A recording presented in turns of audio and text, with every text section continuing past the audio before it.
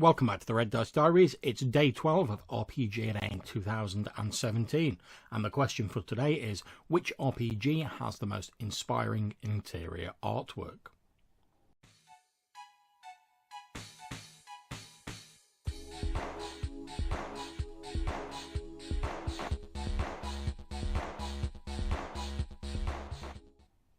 So I've got loads of games on my shelf, a lot of which have got very, very cool artwork. I could quote Young Centurions, 13th Age, Dragon Age, some of the FFG Star Wars books, a lot of the old World of Darkness stuff has some really atmospheric artwork in it.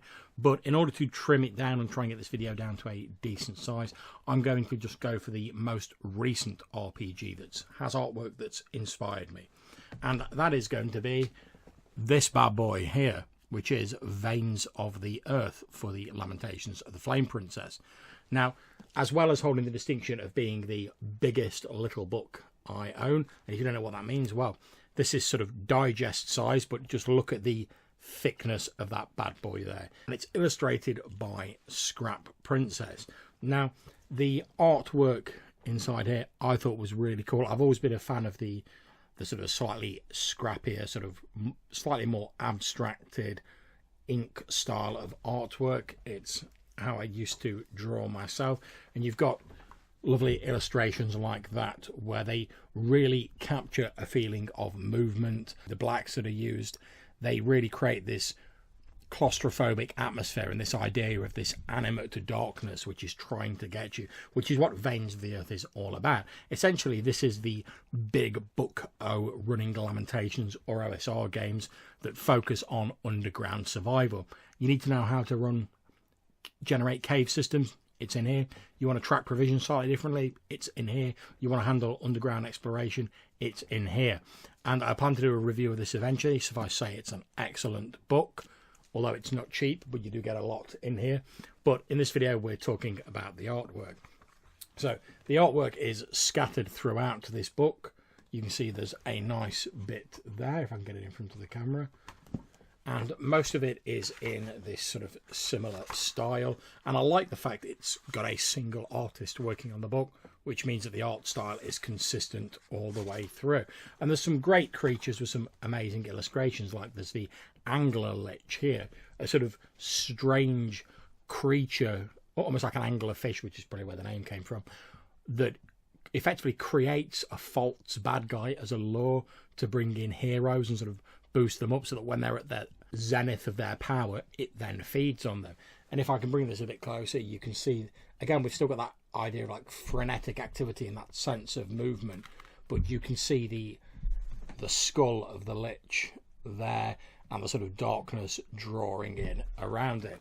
And I really love this style. Like I say, it's got that sort of slightly abstracted look that I enjoy so much, and it continues going all the way through the book. Here's another one, the Elf Alder, who are a sort of nightmare-born elven type creature. There's also some larger pieces of artwork, full-page pieces, and I just really enjoy this. I mean, as soon as I picked up this book, aside from the fact that there's a lot of toolbox stuff in here, which I really enjoy in any book, and aside from the fact it's in my preferred format, it was this piece of artwork on the front cover that really made me want to buy it. And if you look at it, it's very simple and very striking. It's a black gloss cover. It has this almost like vein of red running down it. The name says it all.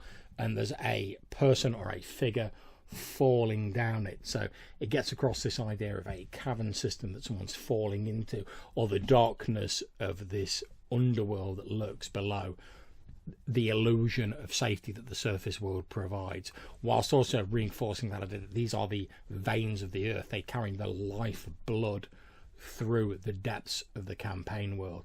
And this just reinforces the excellent writing in this book. Really struck me and caught my eye when I saw someone toting around a copy at the UK Games Expo. And although I didn't have the money to buy it at the time at the convention, I immediately ordered a copy literally as soon as I got home, just because I was like, I need to get me a copy of that book. It looks amazing. I've heard the person who's got a copy talking about it. They're very enthusiastic. Need to get me a copy of that book. and the artwork was a large part of that. So that's my answer to Day 12's question: which recent RPG have I bought has the most inspiring artwork?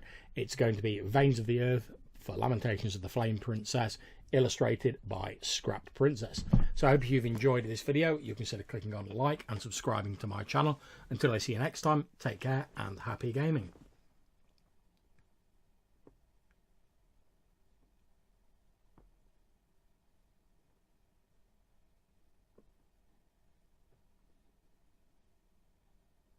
I hope if you've enjoyed this video, you consider checking out some of the others on Red Dice Diaries.